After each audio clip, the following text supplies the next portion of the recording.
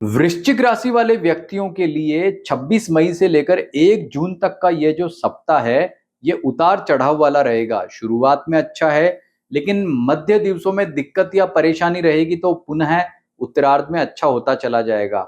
आपको पता है कि पिछले दिनों जितने भी महत्वपूर्ण ग्रहों के ट्रांजिट हुए थे, राहु, केतु या गुरु के, वो सारे आपके लिए दिक्कत वाले थे। तब मैंने आपको कहा था कि अभी नहीं दिक्कत है। आपको अब धीरे-धीरे जाके फील होगा कि ये ग्रह आपको नेगेटिव फल देने लगे हैं, तो वो समय आ गया है कि उनके ट्रांजिट को आप समझें, उनका उपाय करें और इस सप्ताह बाकी ग्रहों का कैसा रिजल्ट रहने वाला है, क्या फल आपको जीवन में मिलने वाला है, क्या उपाय आपको करना है, इन सभी की चर्चा करेंगे। लेकिन सबसे पहले आप हमारे एस्ट्रो सुधाकर पुरोहित चैनल को लाइक, सब्सक्राइब या फॉलो करना है करें।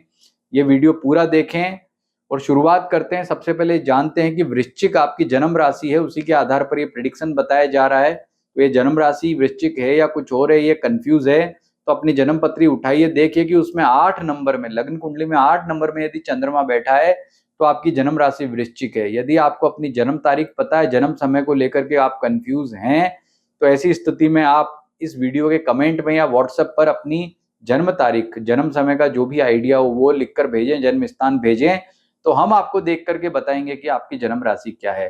तो वृश्चिक राशि वाले मित्रों, शुरुआत करते हैं। सबसे पहले आपके हेल्थ की बात करते हैं कि आपका 26 मई से 1 जून तक हेल्थ का मामला कैसा रहने वाला है। तो देखिए, हेल्थ के मामले में शुरुआत अच्छी हो रही है। सोमवार, मंगलवार और बुधवार का दिन आपके लिए ठीक है, लेकिन बुधवार को दोपहर के बाद चंद्रमा जैसे ही मिथुन राशि में जाएगा तो वहां से दिक्कत या परेशानी होना शुरू हो जाएगी, क्योंकि गुरु, जो कि आपके लिए सबसे महत्वपूर्ण ग्रह, अष्टम भाव में ट्रांजिट कर रहा है। और गुरु चंद्रमा की युति जब अष्टम भाव में होगी तो यह आपके लिए हेल्थ के पॉइंट ऑफ व्यू से इतनी अच्छी नहीं है। यह आपको स्टमक इश्यूज है, मौसमी बीमारियां हैं, अगर पहले से आप डायबिटिक हैं तो ऐसी उसको लेकर के थोड़ा दिक्कत या परेशानी दे सकता है। ये इश्यूज आपको बुधवार दोपहर से लेकर शुक्रवार दोपहर तक लगभग 2 दिन रहेगा। उसके बाद में जो शुक्रवार के बाद पुनः जो है आपका स्वास्थ्य पक्ष अनुकूल होता चला जाएगा। इसके अतिरिक्त बुधवार मिड से और शुक्रवार मिड तक आपको थोड़ा हेल्थ का भी ध्यान रखने के साथ मानसिक मामलों में भी, मानसिक चिंताओं को लेकर के भी दिक्कत या परेशानी रह सकती है। तो इन मामलों को लेकर के भी आपको सावधान रहना जरूरी है। अब बात करें आपके करियर के बारे में, तो नौकरी पैसा वालों के लिए सप्ताह अच्छा कह सकते हैं। एनर्जी आपकी बहुत श्रेष्ठ बनी हुई है और देखो, भाग्य का इतना सहयोग नहीं मिल रहा है, तो नौकरी पैसा वालों को अपने काम पर फोकस करना, उसी का आपको श्रेष्ठ यहाँ पर उन्नति या सहयोग मिलने वाला है।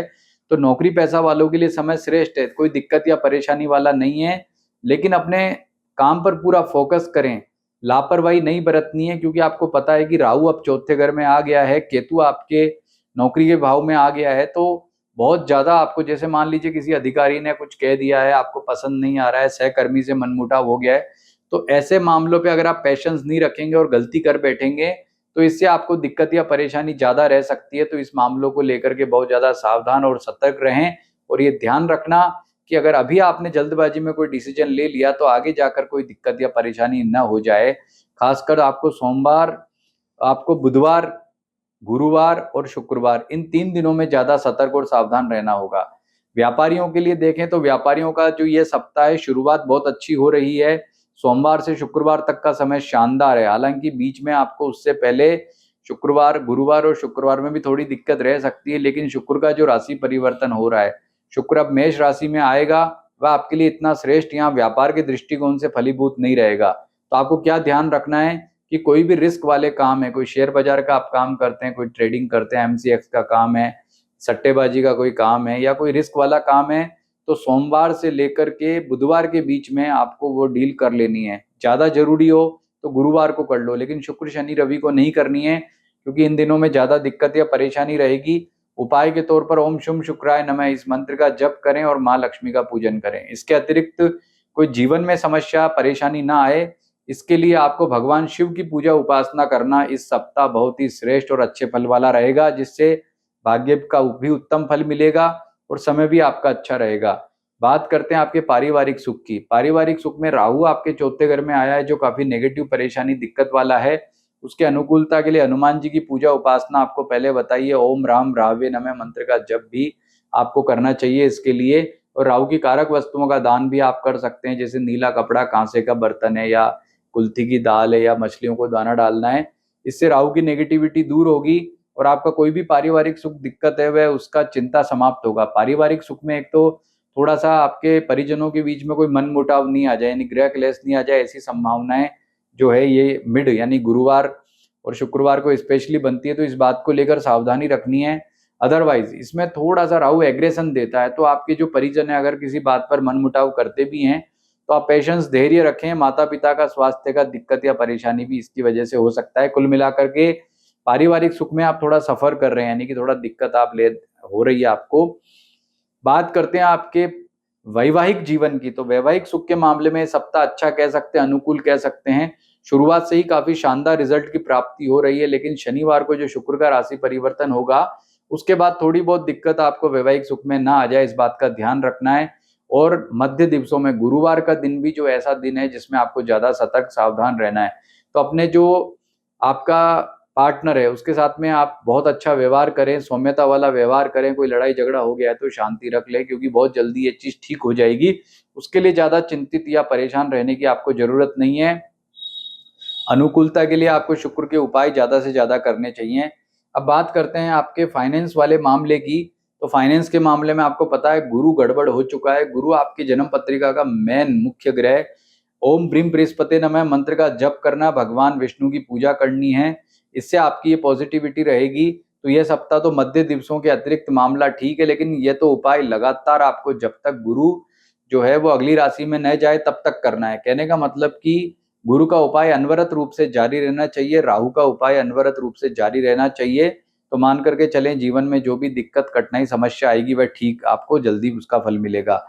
और यही उपाय विद्यार्थियों को भी करना है, क्योंकि विद्यार्थियों के लिए भी यह सप्ताह काफी उठापटक रहने वाला है।